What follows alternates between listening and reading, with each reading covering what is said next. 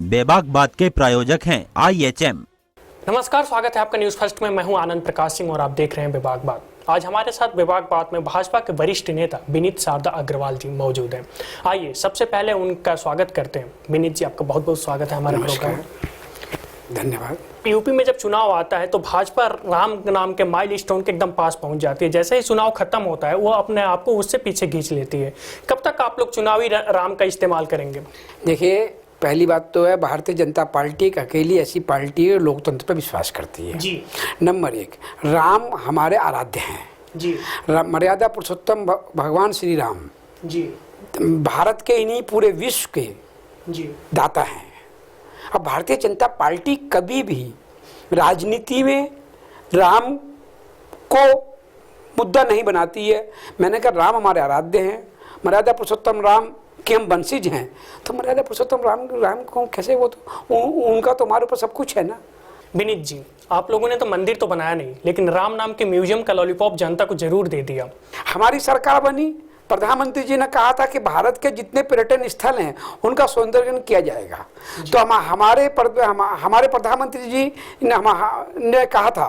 तो हमारे जो पर्यटन मंत्री हैं श्री महेश शर्मा जी ने 126 करोड़ के लगभग पैसा वहाँ पे अयोध्या के सौंदर्यीकरण के लिए और वहाँ के म्यूजियम के लिए अगर वो प्रस्तुत किया है तो उसका हम स्वागत करते हैं और जनता को भी इसको स्वागत करना चाहिए। जनता इसको स्वागत कर रही है। इसको राम मंदिर मुद्दे से नहीं जोड़ा जाना चाहिए। ये तो संदेश है।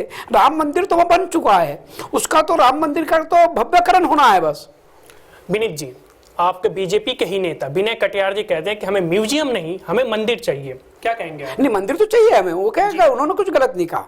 विनय कटियार जी के कन कन में राम है और वो उनका भी क्या, भारत के 125 करोड़ जनता का सपना है कि अयोध्या में मर्यादा पुरुषोत्तम श्री राम का मंदिर बने। जहां मर्यादा पुरुषोत्तम श्री राम ने जन्म लिया, अगर वहां मंदिर नहीं बनेगा तो क्या पाकिस्तान में बनेगा? विनीत जी, आपको याद होगा 2.5 दशक पहले जब राम मुद्दा उठा था तो उस समय अटल जी लिबरल थे और जबकि पीएम मोदी आडवाणी जी के साथ कट्टरवादिता की राजनीति कर रहे थे। आज 2.5 दशक बाद पीएम मोदी लिबरल हैं और जबकि बाकी विनय कटियार, महेश शर्मा कट्टरवादिता की राजनीति कर रहे हैं। तो आप लोग समाज में जहर घोलने का काम क्यों कर रहे हैं? ये जहर फिर कब गलत है? पहली बात तो हमारे यहाँ कट्टरपंथी वाली बात नहीं होती। हमारे चाहे मान्य श्री लाल कृष्ण आडवाणी जी रहे हों, कभी कट्टरपंथी की बात उन्होंने नहीं करी। हमारे चाहे वर्तमान के हमारे जन जन के नेता जी, देश के लोकप्रिय प्रधानमंत्री श्री नरेंद्र मोदी जी हो, नरेंद्र मोदी जी कभी कट्टरपंथी की राजनीति नहीं करते। नरेंद्र मोदी जी का सपना हमेशा यह है कि भारत विकसित हो और मेरे भारत का नाम विश्व पटल पे, विश्व गुरु के रूप में स्थापित हो। उस राह पे नरेंद्र मोदी जी चल रहे हैं। आज 3.25 साल हमारी सरकार को हुए, श्री नरेंद्र मोदी जी की सरकार को केंद्र में। आज भारत के नाम को विश्व पटल पर ऊंचा करने में अगर किसी ने भूमिका निभाई, मेरे 70 वर्ष के युवा भारत को अगर 70 वर्ष में किसी ने भूमिका निभाई तो उसका अकेले नाम है वो श्री नरेंद्र मोदी। नरेंद्र मोदी जी ने भारत के नाम को विश्व पटल पर ऊंचा किया, तो इसमें कौन सी बात हो गई? वो आज चाहे अमेरिका हो, चाहे रसिया हो, चाहे ब्रिटेन हो, चाहे चाइना हो, कोई भी देश हो, हर देश आज भारत की ओर देख रहा है। और पाकिस्तान जैसे देश को घुग्गी निकली है। पाकिस्तान का पैंट में अगर पेशाब निकालने का काम अगर किसी ने किया तो वो तो हमने किया है। तो पाकिस्तान जो भारत की ओर हमें टेढ़ी नजर से देखता था, आज उसकी हिम्मत नहीं है। जी विनीत जी, अभी आपने कहा कि आडवाणी जी कट्टरवादिता की राजनीति नहीं करते, मोदी जी कट्टरवादिता की राजनीति नहीं करते, लेकिन विवादित ढांचा गिरने के बाद आडवाणी जी ने नारा दिया था कि मंदिर वही बनाएंगे जहां रामलला का जन्म हुआ है। क्या ये कट्टरवादिता नहीं है तो और क्या है? इसमें कट्टरवादिता कहां से आ गई? मैंने कहा जब मेरे जो मामला सुप्रीम कोर्ट में चल रहा है उस पे आप बयान दे रहे हैं, ये कट्टरवादिता नहीं है तो और क्या है? कैसे मान लूं मैं? जी, अरे भैया, मैंने पहले कहा अदालत का सम्मान है जी। अदालत जो निर्णय लेगी वो सबको मान्य होगा। मंदिर तो वही बनेगा भैया। अब मंदिर तो बन चुका है भैया, वहां पे उसका सौंदर्यीकरण होना है। मंदिर कोई अदालत नहीं रोक रही है। अदालत के निर्णय का हम इंतजार कर रहे हैं, अदालत के फैसले का इंतजार कर रहे हैं और अदालत फैसला करेंगे। और मैं तो कहता हूँ कि मंदिर बनाना है तो मैं तो वैश्य समाज का भी उत्तर प्रदेश के अध्यक्ष हूँ। मैं तो उत्तर प्रदेश के वैश्य समाज के लोगों से अपील करता हूँ, व्यापारियों से अपील करता हूँ कि अपनी आमदनी का 25% राम मंदिर बनाने में उसको सौंदर्यकरण करने में लगा दीजिए। जितनी हमारी आमदनी है 25% पैसा उसमें लगाइए। अरे राम के नाम पर 25% से क्या दिक्कत है? जितने मेरा व्यापारी है, जितना मेरा हिंदू समाज है, अपनी आमदनी 25% लगाए तो मंदिर में बहुत बड़ा मंदिर बनेगा, इसमें कोई दो राय नहीं है। जी शारदा जी, मुझे याद है कि आप बीच बीच में नारे देते रहते हैं, हम दो हमारे पांच। क्या है हिंदुत्व का नारा? देखिए जी, देश आजाद हुआ जी, एक विशेष समुदाय, मुस्लिम समुदाय 1.25 करोड़ था जी, आज वो 25 करोड़ है जी, वो कहता है, मुसलमान कहते हैं मैं एक, मेरी 3, मेरे 18। जी, हम कहते हैं हम 2, हमारे 2, अब कहते हैं हम 2, हमारे 1। मेरा कहना है हम जिनके वंशज हैं, हम महाराजा अग्रसेन के वंशज हैं। महाराजा अग्रसेन जी का 18 पुत्र थे, और अगर हम 5 पुत्र भी नहीं कर सकते, 5 बच्चे भी नहीं कर सकते, तो हमारे लिए जीना बेकार है। आज से 20-25 साल के बाद बच्चे 25 साल बाद पूछा करेंगे कि शारदा जी, बच्चे अपने माता पिता पूछेंगे पापा ताऊ कौन होता है, पापा चाचा किसे कहते हैं, मामा किसे कहते हैं, मामी किसे कहते हैं, सारे रिश्ते खत्म हो जाएंगे।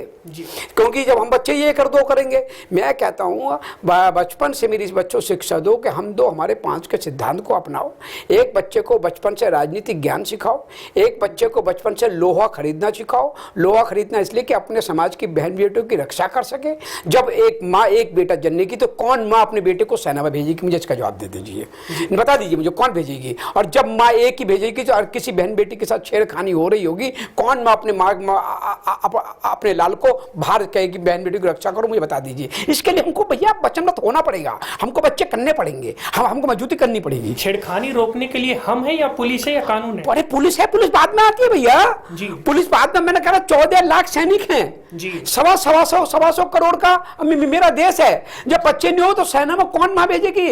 माँ भेजो, मैं कह रहा हूं अगर बच्चा ही एक होगा, जब हिंदू बच्चा ही एक करे तो कहां से भेजेगी? आप मुझे बताओ ना। तो क्या सेना में सिर्फ हिंदू के ही बच्चे जाते हैं? अरे भाई, मैं हिंदू की बात नहीं है, बात जो है देश की रक्षा के लिए आओ ना। कि मतलब भगत सिंह पैदा तो होना चाहिए, कोई मेरा नहीं होना चाहिए, पड़ोसी क्या होना चाहिए। भगत सिंह पैदा हो, अपने आप ही हो, ऐसा एक जज्बा पैदा होना चाहिए। विभाग बात में फिलहाल वक्त हो चला एक छोटे से ब्रेक का। ब्रेक के बाद भी विनीत शारदा अग्रवाल जी से बातचीत जारी रहेगी। आप देखते रहिए न्यूज फर्स्ट।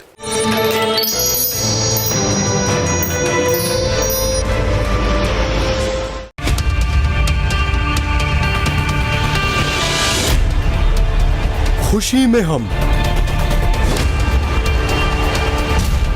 गम में हम, जोश में हम, जीत में हम, हर कदम पर आपके साथ हैं हम, क्योंकि न्यूज़ फर्स्ट है हम। ना हम हवाओं के खिलाफ हैं और ना हवा हमारे खिलाफ। दरअसल हम बिगड़ी हुई व्यवस्था के खिलाफ हैं।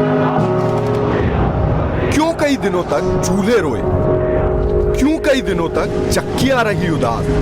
अगर गलतियां औरों की थी तो फिर जुम्मन का घर क्यों जला? इसलिए हम लाना चाहते हैं इनकलाब, ताकि आप हो जाएं आबाद। ये नजरिया है देश बदलने का।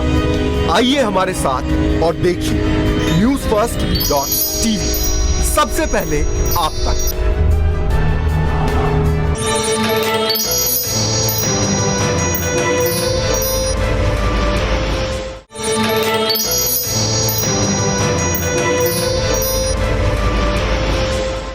ब्रेक के बाद आपका स्वागत है विभाग बात में। विनीत जी, यूपी में इस समय चाचा भतीजे की लड़ाई में कोई कह रहा है कि सपा टूटेगी, अखिलेश अलग पार्टी बनाएंगे, कोई ये कह रहा है कि अखिलेश भाजपा के साथ गठबंधन करके नई पार्टी बना के सरकार बनाएंगे। और भाजपा हमेशा से आरोप लगाती रही है कि यूपी में क्राइम बढ़ गया है। उत्तर प्रदेश में जब से समाजवादी पार्टी की सरकार आई जी जी, उत्तर प्रदेश के हालात इन सारे 4 सालों में बद से बदतर हो गए। उत्तर प्रदेश में लूट, डकैती, हत्या, रंगदारी, चोट वसूली, अपहरण की घटनाओं से उत्तर प्रदेश जल उठा। ये मैं नहीं कह रहा। उत्तर प्रदेश में 1800 थाने हैं। 1800 थानों में आप अगर जाकर उनकी रिपोर्ट निकलवाएं तो मालूम चला कितनी रिपोर्टें दर्ज हैं। 9887 उद्योग उत्तर प्रदेश से पलायन कर गया इन सारे 4 वर्षों में। कारण उत्तर प्रदेश में पलायन करने का उद्योगपतियों का, छोटे छोटे कटु उद्योग का, कुछ में इंस्पेक्टर राज का हावी होना, उत्तर प्रदेश बेड की प्रणाली ज़्यादा होना, उत्तर प्रदेश बिजली व्यवस्था ध्वस्त होना, कानून व्यवस्था ध्वस्त होना, इस तरीके से 14,723 लूट और डकैती की घटनाएं, 12,772 बलात्कार की घटनाएं, 6 साल की बच्ची से लेकर 80 साल की महिलाएं सुरक्षित नहीं, 13,983 चौथ वसूली और रंगदारी की घटनाएं, 8,942 अपहरण की घटनाएं, 11,432 उत्तर प्रदेश में हत्याएं। तो कहता हूँ कोई उत्तर प्रदेश का कोई कानून होता होगा, यहाँ तो उस कानून की धज्जियां उड़ाई जा रही हैं। उत्तर प्रदेश जंगल राज की भी धज्जियां उड़ाई जा रही हैं। यहाँ तो जंगल राज से बुरा जंगल राज है। हर चीज मैं नहीं कह रहा, जो उत्तर प्रदेश में समाजवादी पार्टी के मुखिया माननीय श्री मुलायम सिंह यादव जी कई बार मंचों पर सार्वजनिक अपने बेटे अखिलेश यादव जी को कह चुके हैं। मैं नहीं कहता अखिलेश यादव जी की ईमानदारी पर मैं कोई शक कर रहा हूं, परंतु जो मुलायम सिंह यादव जी के जमाने के जितने नेता थे, सारे के सारे नेता इनके साथ मंत्रिमंडल में आ गए और सारे उत्तर प्रदेश के 1800 के 1800 थाने बिके हुए हैं। आज भारतीय जनता पार्टी का सिपाही हूँ। भारतीय जनता पार्टी का 2 बार से भारतीय जनता पार्टी लघु उद्योग प्रकोष्ठ और व्यापार प्रकोष्ठ का प्रदेश का संयोजक रहा हूँ। इस समय प्रदेश कार्य समिति सदस्य हूँ। मैं इस बात वचन से कह सकता हूँ, एक भारतीय जनता पार्टी ऐसी पार्टी जो व्यापारियों के मान सम्मान स्वाभिमान की रक्षा कर सकती है। बाकी कोई दूसरी पार्टी नहीं है जो व्यापारियों के, किसानों के, युवाओं के, महिलाओं के, बच्चों के मान सम्मान की रक्षा कर सके। विनीत जी, आपके भाजपा 2 बार टिकट आपको नहीं दी, आपने मांगा था लेकिन टिकट आपको नहीं मिला। इस बार उम्मीद है कि शायद आपको टिकट मिल जाएगी, लेकिन अगर टिकट नहीं मिलता है तो क्या आप भाजपा छोड़ के कोई और पार्टी ज्वाइन करेंगे? राष्ट्र मेरा धर्म है जी, भारतीय जनता पार्टी मेरी माँ है जी, व्यापारी मेरी आत्मा है जी। मैं अपने राष्ट्र से धोखा नहीं कर सकता, मैं अपनी माँ से धोखा नहीं कर सकता, मैं अपने व्यापारी समाज से धोखा नहीं कर सकता। मैंने मांगा था, आपने सही कहा, 2009 और 2014 में मैंने भारतीय जनता पार्टी से कहा था कि मेरे को लोकसभा का चुनाव लड़ाया जाए। पार्टी ने मुझे नहीं लड़ाया तो मैंने पार्टी जिनको लड़ाया उनको मैंने मजबूती से लड़ाया, वो जीते। और इस बार पार्टी, आपने खुद ही कहा, पार्टी मुझे लड़ाना जा रही है। पार्टी को पता है कि विनीत शारदा को मेरठ से लड़ाते हैं जी।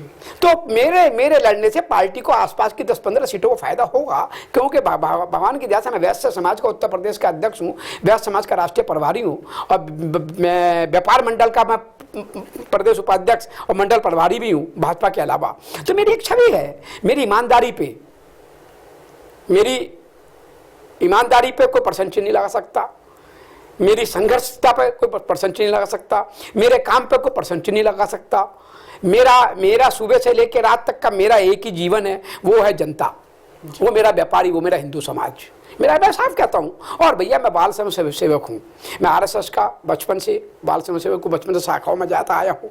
मेरे को तो जैसा संघ कहेगा, परिवार कहेगा, वैसा करूँगा। रही बात चुनाव लड़ने की, चुनाव पार्टी को लगता है कि विनीत शारदा को चुनाव लड़ाने से फायदा है और पार्टी को लगता है कि विनीत शारदा को चुनाव लड़ाने से पार्टी को आसपास की सीटों को फायदा होगा, तो पार्टी मुझे चुनाव लड़ाएगी। पार्टी मेरे नाम से सर्वे करवा ले, पार्टी को मेरे नाम से सर्वे में लगा कि विनीत शारदा को कुछ लोग 20-25% भी एक विधानसभा में लोग चाहते हैं तो लड़ाए। मैंने तो पार्टी को कहा कि आजम खान जैसे लोग जो देश के गद्दार हैं, जो भारत माता को डायन कहते हैं, जो देश के प्रधानमंत्री को उल्टी बोलते हैं, मुझे आजम खान के सामने क्यों लड़ा? नहीं तो आजम खान की हिम्मत है तो मेरे सामने मेरठ से चुनाव आकर लड़े। मैं सबकी चुनौती आज पार्टी के आपके माध्यम से देता हूं आजम खान को। विनीत जी, अभी एक थोड़े दिन पहले मामला है सर्जिकल स्ट्राइक सेना करती है और भाजपा उसको राजनीति की चाशनी में डुबो के अपनी फायदा पहुंचाती है। पहली बार ऐसा हुआ कि पाकिस्तान के आतंकवाद के गढ़ में घुसकर 500 मीटर हमारी सेना के वीरों ने, सेना के सपूतों ने 500 मीटर घुस कर पाकिस्तान के पीओके में उन आतंकवादियों को खदेड़ा और मारा। और मारने के बाद भी पाकिस्तान की चीख नहीं निकलती। पाकिस्तान कहता नहीं हमारे 2 सैनिक मारे गए। तो ये मेरे मित्र, ये सिर्फ ये जीत एनडीए सरकार के साथ साथ ये जीत मेरे उन जवानों की जीत है जिन्होंने ये लड़ाई लड़ी है।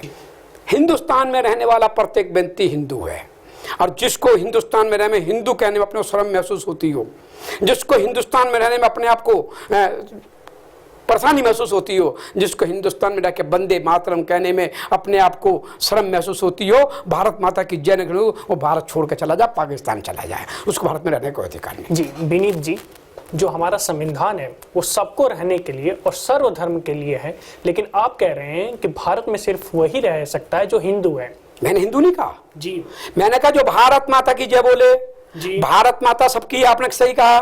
भारत माता को डायन कहने वाले भारत में कैसे रह सकते हैं? जी। हिंदुस्तान में रहने वाले हैं, वंदे मातरम कौन नहीं गाएंगे? वंदे मातरम कोई वो किसी उसका हमारे राष्ट्र का गीत है, क्यों नहीं उसमें कह सकते हैं?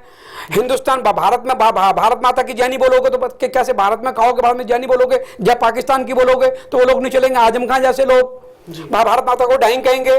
विनीत जी, आजकल एक मुद्दा बड़ा सुलझा हुआ है, ट्रिपल तलाक और सिविल यूनियन कोड। मुस्लिम पर्सनल लॉ बोर्ड ये कह रहा है कि हम सरकार हमारे ऊपर थोप रही है। सरकार नहीं थोप रही है जी। सरकार चाहती है कि भारत में एक, हम भारत का हिंदुस्तानी चाहता है, भारत के 125 करोड़ जनता चाहती है कि भारत में एक झंडा एक विधान होना चाहिए। भारत में 2 झंडे 2 विधान नहीं चलेंगे, नंबर 1 बात। नंबर 2 बात, जब सभी मुस्लिम देशों ने 3 तलाक के नियम को खत्म कर दिया तो भारत में क्यों? क्या मुस्लिम बहन बेटियों का जज्बा नहीं है? क्या मुस्लिम बहन बेटियों को इस तरीके से कोई कह देगा कि तलाक तलाक तलाक तलाक मान ले जाए तो वो बेचारी कहाँ जाएगी? इसको खत्म होना चाहिए। अब मैं तो सरकार को नियम बनाना चाहिए, एक नियम होना चाहिए, एक झंडा होना चाहिए, एक विधान होना चाहिए। विनीत जी, आपसे आखिरी सवाल, अगर बीजेपी आपको टिकट देती है तो आपके मेरठ में चुनावी मुद्दे क्या होंगे? लोकसभा के चुनाव में भी मुझे राष्ट्रीय और क्षेत्रीय कई पार्टियों ने प्रपोजल दिए कि आप हमारी पार्टी चुनाव लड़ लीजिए। इस बार भी मेरे से क्षेत्रीय राष्ट्रीय पार्टी को प्रपोजल आया, पर मैंने एक ही बात कही, मैं भारतीय जनता पार्टी को छोड़कर कहीं नहीं जा सकता। भारतीय जनता पार्टी मुझे चुनाव लड़ेगी तो भारतीय जनता पार्टी लड़ूंगा। मेरी आखिरी मौत भी होगी, गमी भी होगी, भगवान से मेरी प्रार्थना है वो कमल के झंडे में लिपट कर नीचे तिरंगे में लिपट के मैं जाऊँ, मेरा ये सपना है। तिरंगे और कमल में लिपट के जाऊँ, ये मेरा सपना है, इसलिए मैं किसी और पार्टी में जा नहीं सकता। नंबर 1, आपने सही पूछा कि अगर भाजपा मुझे चुनाव लड़ाती, पार्टी चुनाव, मेरे क्या मुझे सबसे मेरा मुद्दा होगा मेरठ को मैं बहन बेटियों को सुरक्षा दे सकूं। आज मेरठ में एक क्या पूरे उत्तर प्रदेश में बहन बेटी सुरक्षित नहीं है। नंबर 1 उनकी सुरक्षा। नंबर 2, जो आज मेरा उत्तर प्रदेश का व्यापारी और उद्यमी उद्योग पलायन हो रहा है उस पर रोकथाम लगा सकूं। मेरठ में टेक्सटाइल पार्क बनवाने का सपना है, मेरठ में हवाई अड्डा बनवाने का सपना है, मेरठ में मेरा जवल्ली का हाउस बनवाने का, जवल्ली का बड़ा सेंटर बनवाने का सपना है, हैंडलूम बड़ा सेक्टर है।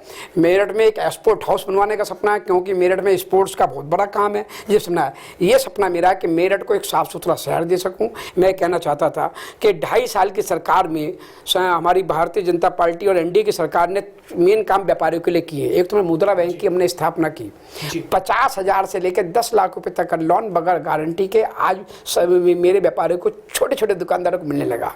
अब वो रोजगार देने वाले बनने लगे। प्रधानमंत्री ने कहा था कि रोजगार देने नहीं, रोजगार देना सीखो, तो 3.5 करोड़ लोगों को मुद्रा बैंक के द्वारा भारत में लोन मिल गया। स्वच्छ भारत योजना गांधी जी का सपना था, हमने स्वच्छ भारत योजना चलाई। 1 करोड़ से ज़्यादा शौचालय पूरे भारत में आज बन चुके हैं।